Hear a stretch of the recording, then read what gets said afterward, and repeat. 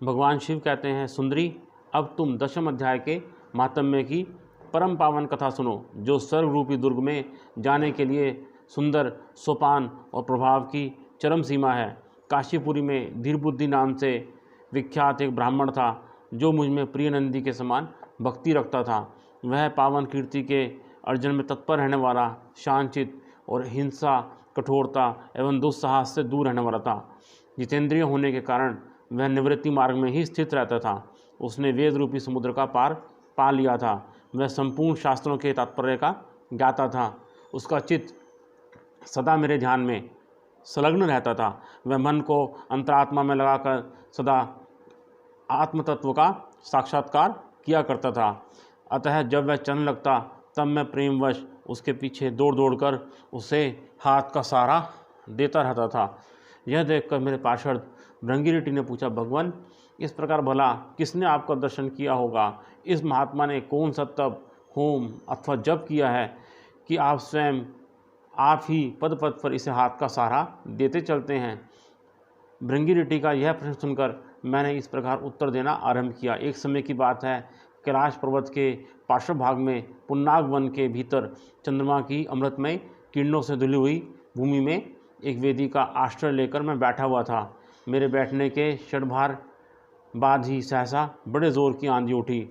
वहाँ के वृक्षों की शाखाएं नीचे ऊपर होकर आपस में टकराने लगी। कितनी ही टहनियाँ टूट टूट कर बिखर गई। पर्वत की अविचल छाया भी हिलने लगी। इसके बाद वहाँ महान भयंकर शब्द हुआ, जिससे पर्वत की कंदराएं प्रतिध्वनित हो उठी। तदंतर आकाश से कोई विशाल पक्षी उतरा, जिसकी कांति काले मेघ के समान थी। वह कज्जल की राशि, अंधकार के समूह अथवा पंख कटे हुए काले पर्वत सा जान पड़ता था। पैरों से पृथ्वी का सहारा लेकर उस पक्षी ने मुझे प्रणाम किया और एक सुंदर नवीन कमल मेरे चरणों में रखकर स्पष्ट वाणी में स्तुति करनी आरंभ की। पक्षी बोला, देव आपकी जय हो। आप चिदानंदमयी सुधा के सागर तथा जगत के पालक हैं। सदा सद्भावना से युक्त एवं अनासक्ति की लहरों से उल्लासित हैं। आपके वैभव का कहीं अंत नहीं है। आपकी जय हो। अद्वैत वासना से परिपूर्ण बुद्धि के द्वारा आप त्रिविध मनों से रहित हैं। आप जितेंद्रिय भक्तों के अधीन रहते हैं तथा ध्यान में आपके स्वरूप का साक्षात्कार होता है। आप अविद्या में उपाधि से रहित, नित्य मुक्त, निराकार, निरामय, असीम, अहंकार शून्य, आवरण रहित और निर्गुण हैं। आपके चरण कमल शरणागत भक्तों की रक्षा करने में प्रवीण हैं। आपने भयंकर लाट रूपी महासर्प की विष ज्वाला से आपने कामदेव को भस्म किया है। आपकी जय हो। आप प्रत्यक्ष आदि प्रमाणों से दूर होते हुए भी प्रमाण्य स्वरूप हैं। आपको बार बार नमस्कार है। चैतन्य के स्वामी तथा त्रिभुवन रूपधारी, आपको प्रणाम है। मैं शेष योगों द्वारा चुंबित आपके उन चरण कमलों की वंदना करता हूँ, जो अपार भव पाप के समुद्र से पार उतारने में अद्भुत शक्तिशाली है। हे महादेव, साक्षात बृहस्पति भी आपकी स्तुति करने की दृष्टा नहीं कर सकते। सहस्त्र मुख वाले नागराज शेष में भी इतनी चातुरी नहीं है कि वह आपके गुणों का वर्णन कर सके। फिर मेरे जैसे छोटी बुद्धि वाले पक्षी की तो बिसात ही क्या है। उस पक्षी के द्वारा किए हुए इस स्तोत्र को सुनकर मैंने उससे पूछा, विहंगम, तुम कौन हो और कहाँ से आए हो? तुम्हारी आकृति तो हंस जैसी है, मगर रंग कोए का मिला है। तुम जिस प्रयोजन को लेकर यहाँ आए हो उसे बताओ। पक्षी बोला, देवेश, मुझे ब्रह्मा जी का हंस जानिए। दुर्जटे, जिस कर्म से मेरे शरीर में इस समय कालिमा आ गई है उसे सुनिए। प्रभु, यद्यपि आप सर्वज्ञ हैं, अतः आपसे कोई बात छिपी नहीं है, तथापि यदि आप पूछते हैं तो मैं आपको बतलाता हूँ। सौराष्ट्र सूरत नगर के पास एक सुंदर सरोवर है, जिसमें कमल लहराते रहते हैं। उसी में से बाल चंद्रमा के टुकड़े जैसे श्वेत मृणालों के ग्रास लेकर मैं बड़ी तीव्र गति से आकाश में उड़ रहा था। उड़ते उड़ते सहसा वहाँ से पृथ्वी पर गिर पड़ा। जब होश में आया और अपने गिरने का कोई कारण ना देख सका तो मन ही मन सोचने लगा, ओह, यह मुझ पर क्या आ पड़ा?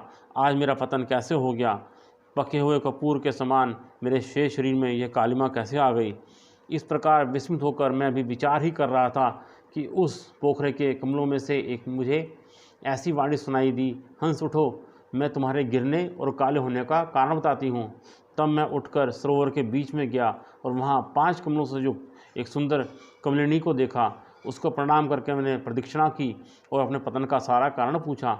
कमलिनी बोली, कलहंस, तुम आकाश मार्ग से मुझे लांघ कर गए हो, उसी पातक के परिणाम स्वरूप तुम्हें पृथ्वी पर गिरना पड़ा है तथा उसी के कारण तुम्हारे शरीर में कालिमा दिखाई देती है।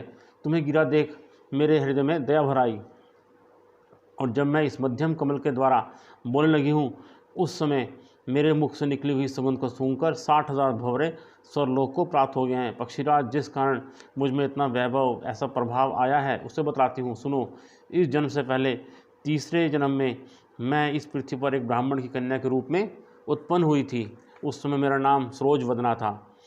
मैं गुरुजनों की सेवा करती हुई सदा एकमात्र पातिव्रत के पालन में तत्पर रहती थी। एक दिन की बात है, मैं एक मैना को पढ़ा रही थी। इससे पति सेवा में कुछ विलम्ब हो गया। इससे पति देवता कुपित हो गए और उन्होंने शाप दिया, पापनी, तू मैना हो जा।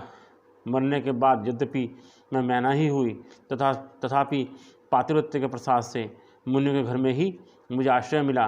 किसी मुनि कन्या ने मेरा पालन पोषण किया। मैं जिनके घर में थी वह ब्राह्मण प्रतिदिन प्रातःकाल विभूति योग नाम से प्रसिद्ध गीता के 10वें अध्याय का पाठ करते थे और मैं उस पापहारी अध्याय को सुना करती थी।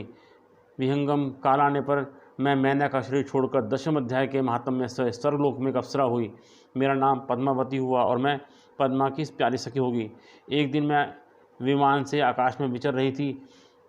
उस समय सुंदर कमलों से शोभित इस रमणीय सरोवर पर मेरी दृष्टि पड़ी और इसमें उतरकर जो ही मैंने जल क्रीड़ा आरंभ की, त्यों ही दुर्वासा मुनि आधम के। उन्होंने वस्त्रहीन अवस्था में मुझे देख लिया। उनके भय से मैंने स्वयं ही एक कमलिनी का रूप धारण कर लिया।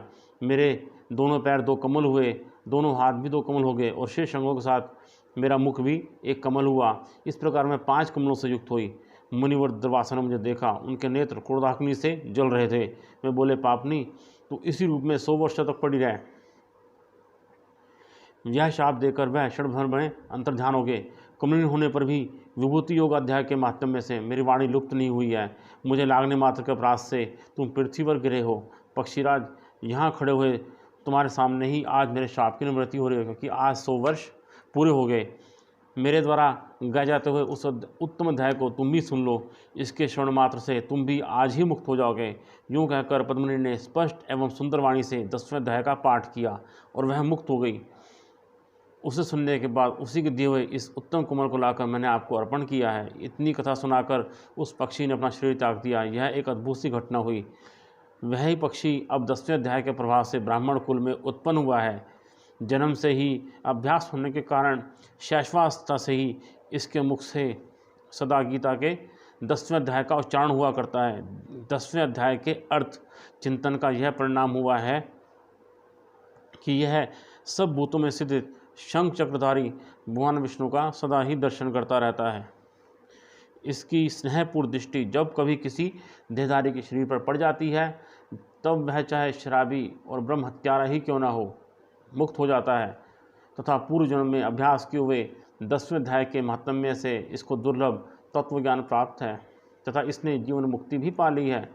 अतः जब यह रास्ता चलने लगता है तो मैं इसे हाथ का सहारा दिए रहता हूँ। भृंगरीटे, यह सब 10वें अध्याय की ही महामहिमा है। पार्वती, इस प्रकार मैंने भृंगिरिटी के सामने जो पापनाशक कथा कही थी वही यहाँ तुमसे भी कही है। नर हो या नारी अथवा कोई भी क्यों ना हो, इस 10वें अध्याय के श्रवण मात्र से उसे सब आश्रमों के पालन का फल प्राप्त होता है। तो ये था गीता का 10वां अध्याय और उसका महात्म। ऐसे ही अब अनसुनी कथाएं, गीता, चालीसा और नई नई अद्भुत बातें सुनने के लिए आप मेरे YouTube चैनल को ज़रूर लाइक कीजिए, सब्सक्राइब कीजिए और ज़रूर से शेयर कीजिए। धन्यवाद।